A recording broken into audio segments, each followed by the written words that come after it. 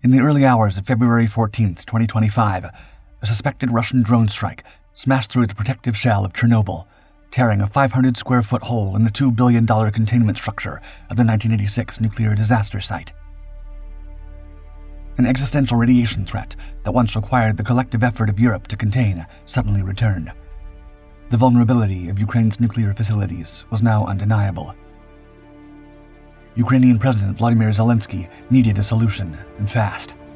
If Putin was willing to strike Chernobyl, then Zaporizhzhia, Europe's largest nuclear power plant, capable of generating enough electricity to power every home in New York City and Los Angeles for a year, could be next. In a tense phone call with Donald Trump, the US president made a wild, unexpected proposal to Zelenskyy, shocking all of Europe. Discussing the future of Ukraine's nuclear power plants, Trump suggested, quote, American ownership would be the best protection. Ukraine's nuclear plants. Before Russia's invasion, nearly half of Ukraine's electricity was generated by its 4 main power plants, made up of 15 reactors between them. The crown jewel of this nuclear network is the massive Zaporizhzhia plant. With 6 reactors sprawling along the southern bank of the Dnipro River, it's Europe's largest nuclear facility. Prior to the war, this single site produced approximately 20% of Ukraine's total electricity, power that has been entirely offline since September 2022. Russian forces seized Zaporizhzhia within the first month of the invasion, turning the plant into both a military stronghold and a geopolitical pawn. All 6 reactors now sit in cold shutdown, a technical term meaning they're running below boiling point, but still require constant monitoring and maintenance. The plant's vulnerability increased dramatically after the destruction of the Novokakova Dam in June 2023, which gradually drained the reservoir that provided essential cooling water. According to nuclear experts, this water shortage alone would restrict operations to at most 2 of the 6 reactors, even if Ukraine regained control of the facility. The other 3 active nuclear plants, Rivne, South Ukraine, and Khmelnytsky, remain under Ukrainian control, but operate under constant threat. Russian missile and drone strikes on Ukraine's power infrastructure have repeatedly forced these facilities into states of emergency.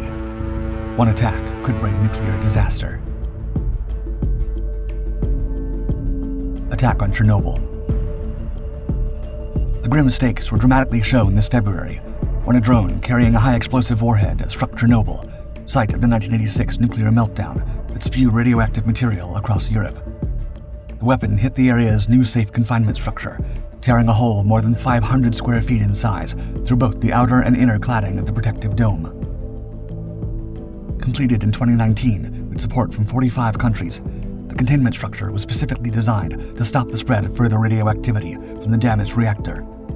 Images shared by President Zelenskyy showed a gaping tear in the protective shell, with smoke billowing from the damaged site. Personnel from the International Atomic Energy Agency who were stationed at Chernobyl reported hearing the explosion at approximately 2 a.m. The strike ignited flammable material in the roof cladding, creating a fire that continued to smolder for days afterward. According to Chernobyl's chief engineer, Alexander Tatarchuk, quote, the barrier, which was supposed to prevent the spread of radioactive substances, has ceased to function according to its original design. Ukraine immediately accused Russia of launching the attack, with President Zelenskyy calling it, quote, a very clear greeting from Putin and the Russian Federation to the security conference. Meanwhile, Russia's Kremlin spokesman, Dmitry Peskov, firmly denied the allegation, stating, quote, our military doesn't do that. Instead, he laid the blame with the Ukrainian leadership itself, suggesting, quote, most likely, this is yet another provocation. This is exactly the kind of thing the Kyiv regime is known for, and sometimes does not hesitate to do. The IAEA confirmed that radiation levels remained normal despite the damage, but Director General Rafael Grossi issued a stark warning, saying, quote, attacking a nuclear facility is an absolute no-go. It should never happen. He added that the incident, combined with increased military activity around Zaporizhzhia, showed that Ukraine's nuclear safety is still at great risk. Trump's proposal. In the official White House statement about President Trump's mid-March call with President Zelenskyy, Secretary of State Marco Rubio gave further details of Trump's proposal. Rubio revealed that the U.S. president had told his Ukrainian counterpart that, quote, the United States could be very helpful in running those plants with its electricity and utility expertise.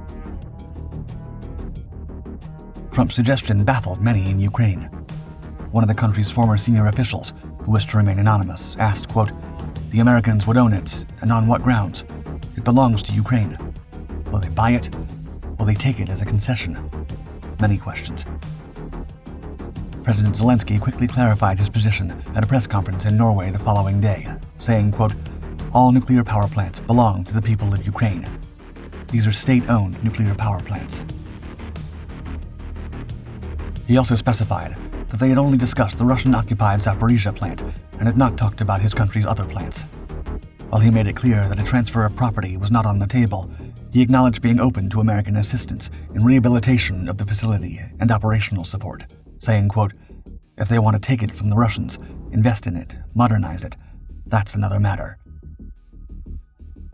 U.S. Energy Secretary Chris Wright told Fox News that his agency possesses the technical know-how to run the plants, adding, quote, "I don't think that requires boots on the ground." However, the concept of American operation of a foreign nuclear plant in contested territory has prompted confused reactions around the world. Atlantic Council Ukraine expert Melinda Herring described the proposal as, quote, "just weird, to be honest." Even though Zaporizhzhia has been in Russian hands for over 3 years and seems to hold some sort of personal symbolic importance for Russian President Vladimir Putin, the Kremlin has declined to comment on Trump's suggestion. Rafael Grossi, head of the IAEA, previously reported that in a 2022 meeting, Putin displayed remarkable knowledge of the facility, knowing every detail, including the number of reactors and location of backup power supplies. It seems unlikely he'd be willing to give up his trophy easily. Practical challenges. Which nation ultimately controls Zaporizhzhia is only part of the problem. Restarting the plant presents its own set of obstacles.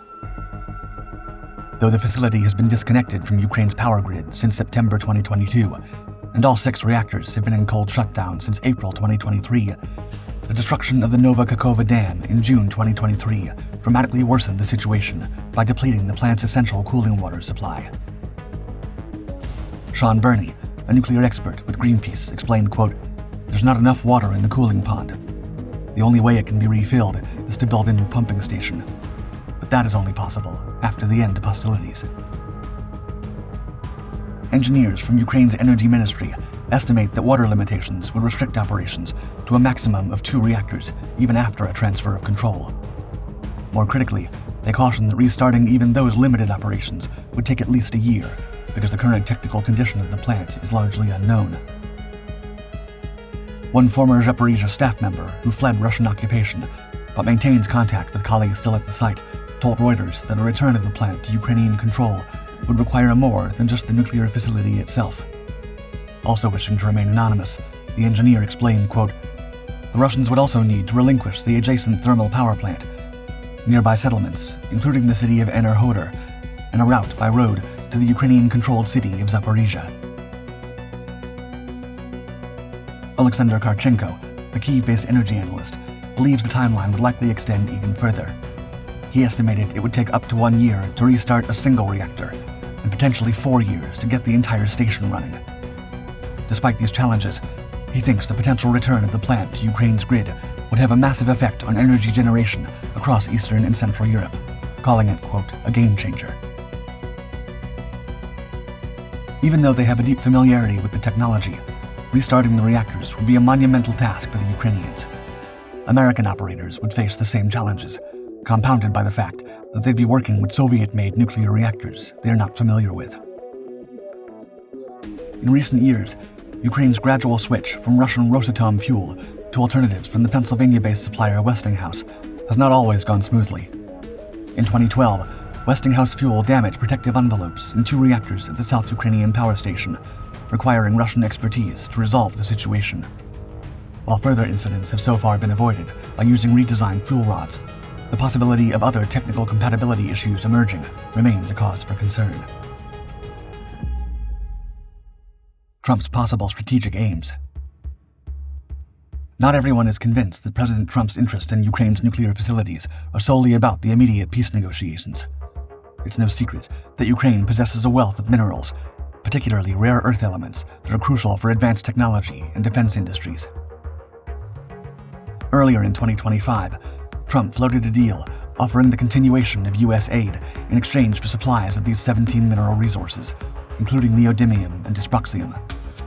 While they are essential components in everything from smartphones and guided missiles to wind turbines, production is currently dominated by China, leaving a strategic vulnerability for Western nations. Industry sources in Ukraine told Reuters that Trump's nuclear proposal might be related to the energy needs of possible mining operations. The Zaporizhzhia plant could provide cheap local power to fuel the extraction and processing facilities required, creating an energy-mineral nexus that serves American interests. However, some analysts have read Trump's nuclear proposal differently. It has been suggested that, rather than a literal demand for ownership, it could be intended more as a deterrent strategy. If American interests were placed directly into Ukraine's nuclear infrastructure, Russia would be more likely to think twice before attacking. Former Ukrainian Economy Minister Timofey Malovanov explained the situation to BBC News, saying, quote, "Russia cannot play these games with the U.S. Russia respects U.S. power more than Ukraine's." Atomic diplomacy. While negotiating teams explore possible routes to bringing the conflict to an end, the status of Ukraine's nuclear infrastructure looms as both an obstacle and an opportunity. For Ukraine, regaining control of Europe's largest nuclear plant would mean restoring a critical component of its energy independence. Before the war, the country had begun exporting electricity to the European Union, a lucrative trade suddenly halted when Russia targeted energy infrastructure. Reactivating Zaporizhzhia could eventually provide the power needed for post-war reconstruction and economic recovery. For Russia, the plant appears to be what one Zaporizhzhia resident described as, quote, "a suitcase without a handle," a cumbersome prize seized up in the early days of the invasion, but impossible to effectively utilize. Even after 3 years of occupation, Moscow has failed to connect the facility to Russia's grid or derive any practical benefit from its control. Meanwhile, for the United States, whether this proposal is serious or simply a bargaining chip, it's a good example of Trump's unconventional approach to international negotiations. For now, the immediate future of Zaporizhzhia remains uncertain. If control is to change hands, it would mean significant concessions from Russia, while the technical challenges of restarting operations ensure that even under the most optimistic of timelines, the plant would remain dormant for months or years to come. What is clear is that vulnerable nuclear facilities continue to be weaponized in this conflict, whether through physical attacks like the Chernobyl drone strike or diplomatic maneuvering over their ultimate control. As peace negotiations progress, these powerful symbols of energy, technology, and security will undoubtedly remain at the center of an increasingly complex diplomatic equation.